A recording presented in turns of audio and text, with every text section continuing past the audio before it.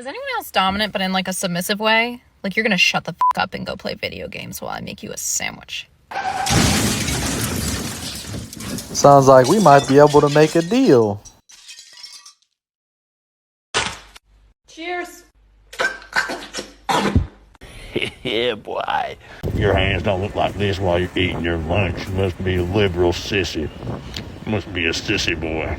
I must be a simp because I'm married. I spent 10 years working in New York City nightclub. A lot of women. Yeah. And you want to know something? Nothing brings me happiness and more close to God than when my little princess looks at me in my eyes in the morning in bed next to me, and I also see my wife there.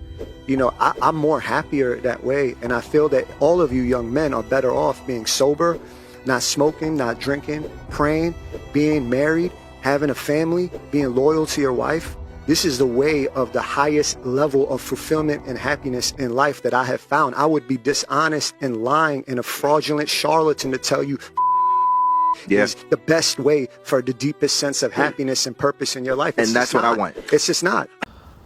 All right, guys, I'll keep it real with you. You know, like, I struggle with this because this was the dream that was seemed to be more real in the 90s, but all of our parents got divorced too. So the issue is it's a two-way street, and the woman is incentivized to file for divorce because she'll get so much money, and, you know, they switch up. They feel like they want their freedom or whatever. So, you know, after all that commitment, all this effort you put in, the thing is that if you get attached to a situation like this and she decides to switch up for any reason, it's going to really break your heart and fuck your whole life up. So this guy has really set himself up for a problem. And then statistically, we have an issue with 50% of marriages ending in divorce or more, and at least 25% of the other side of the marriages just functioning because they don't want to lose their kid or half of their stuff. So it's a great dream. It is really amazing if you could have it, but the chances that the woman's not going to switch up on you in your whole life it's a pipe dream straight.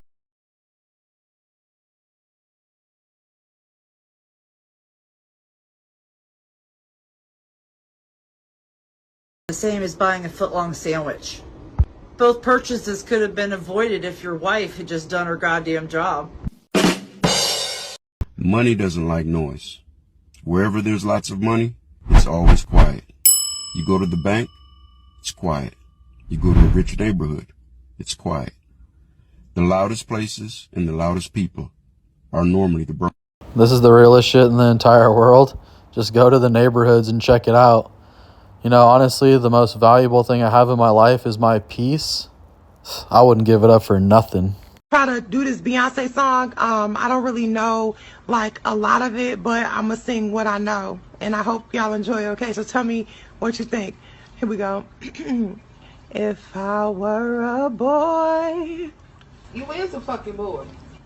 Bitch, why would you do that shit, bitch, and I'm on fucking live, bitch, with your sour pussy ass, bitch? Get your stupid ass out of here. That's why your motherfucking baby daddy left you. Let me end this shit. Bitch, you a clown, ho. Don't ever fucking interrupt me when I'm trying to sing. We live in a clown world nowadays where women expect you, as a guy, to pay full price for a used and abused woman that's been through the fucking ringer. And I'm here to tell you guys, fuck that shit. Because last time I checked, women want you to be 6 feet tall, they want you to make $100,000 a year, they want you to be in shape, they want you to have all these accolades of experience of being a man. They want you to go through your masculine journey, okay? Then, they want you to simultaneously accept them for going through their whole journey and thinking they qualify. F that shit. If a woman has a bad past, she no longer qualifies for a good future with you, and I'm here to tell you guys, put your fucking foot down and have no problem with not accepting hoes. It's a cold world. Hey man, if you got your shit together, just do your thing. You ain't got to settle for none of these hoes, I'm telling you. Save no hoe. Welcome to the first unboxing of my very first big girl paycheck. I work for Target in their food distribution center, and I've never had a big girl job before. I've always worked at like a pool where I make below minimum wage.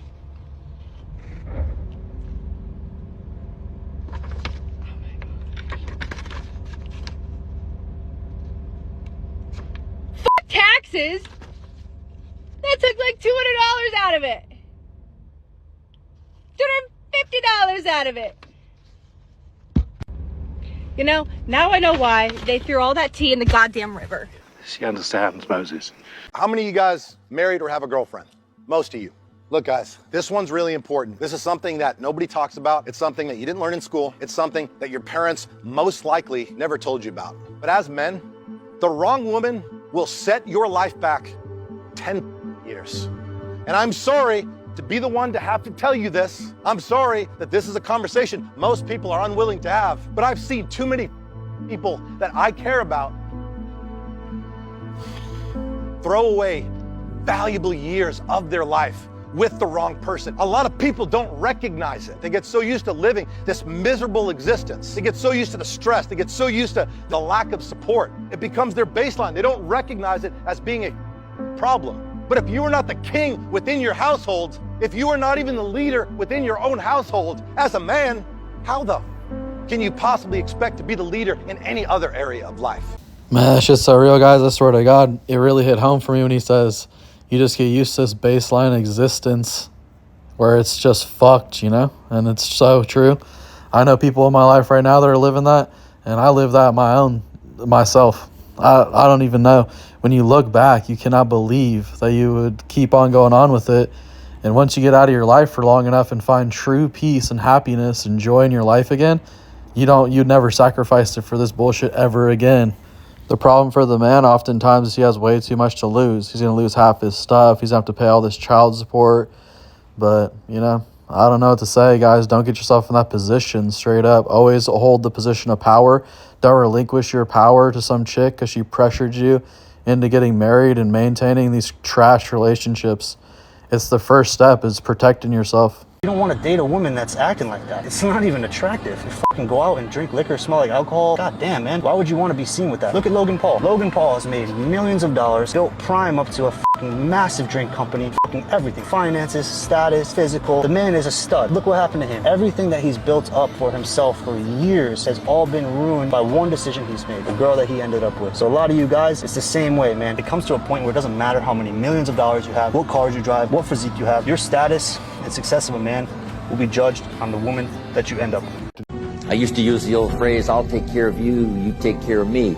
I found out how short-ended that was. I changed it. And Bob Cummings, the old movie star, helped me to change it. Here it is. I'll take care of me for you, if you'll take care of you for me. The best contribution I can make to you, if you're my friend, is my personal development. What if I become 10 times wiser, 10 times stronger, 10 times better? Think of what that will do for our friendship. The best contribution to your company is your self-development. The best contribution to your husband or your wife is your personal development. To become all you can become, as wise as you can and as kind as you can and as unique as you can, that's the best contribution. Not self-sacrificing, self-development. Self-development ends up being a series of wins. You end up getting addicted to it, and it ends up becoming the biggest thing in your life that you enjoy. I really encourage you to get started on this.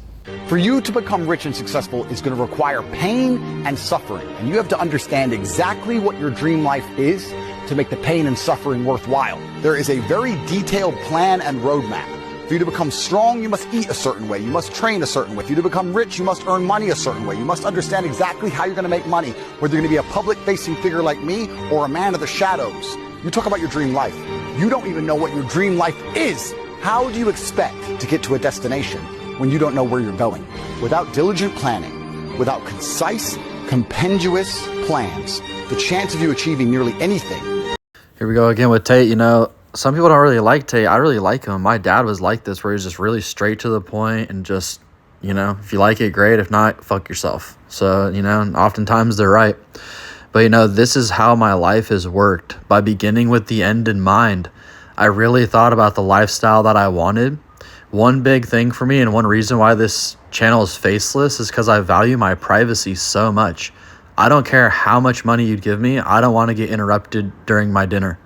I saw Eminem say, like, you know, I wanted to be known for rap, but I didn't want to be interrupted and bothered. I didn't want to be a celebrity all the time. And, like, it would be my worst nightmare. So how he says, like, you're either going to be a public figure like me or a guy from the shadows. You can do it either way you want.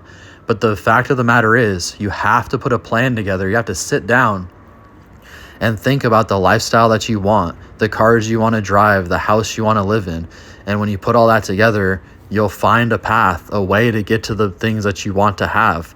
But without a destination, it's impossible to get to the things that you want. You have to begin with the end in mind. And it's such a powerful message. In addition to that, it's the fuel that really fueled my fire. It's like I think about the cars, the houses, retiring my mom and different stuff. And it would put so much energy in my body. I'd be up till 2 o'clock in the morning working on the projects that were going to get me there. It was like my energy drink. This is a story of a woman who went to the butcher shop just before closing time and asked, "Do you still have chicken?" The butcher opens his deep freezer, takes out his only chicken and puts it on the weighing scale. It weighs 1.5 kilograms. The woman then asked, "Do you have one that's a bit bigger than this one?" The butcher puts his only chicken back into the freezer and then takes it out again. But this time, when he puts it on the scale, he keeps his thumb on the scale pad. And the scale now shows 2 kilograms. That's wonderful. So the woman says, "I'll take both of them, please." In a situation like this, you realize once your integrity and reputation are firmly on the line, your wisdom becomes foolishness and your cunningness becomes stupidity. When it comes to business, always tell the truth. As the Prophet ﷺ said, that the honest businessman will be with the martyrs on the day of judgment. If you're lying in your business, this is your reminder to stop. And just know that with lying comes a lack of barakah and blessings that no profit or money is ever worth. Caught this awesome lizard on the yard. I don't know what kind it is, but man, these things are hard to catch. This thing's fast as all hell. It's pretty cool. He's really calmed down now.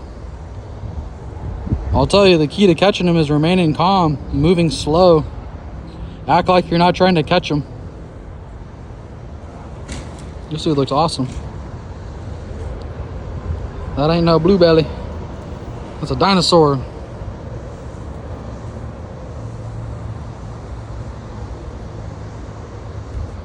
What world did we land in? How freaking awesome is this?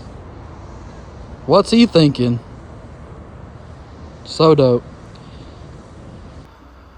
Wow, that sure was an awesome lizard. My friend Jungle Bob says it's some kind of whiptail, he thinks. We haven't positively identified him yet. Alright, y'all, let's see what I got for you today. You know, I want to take a second to talk about procrastination.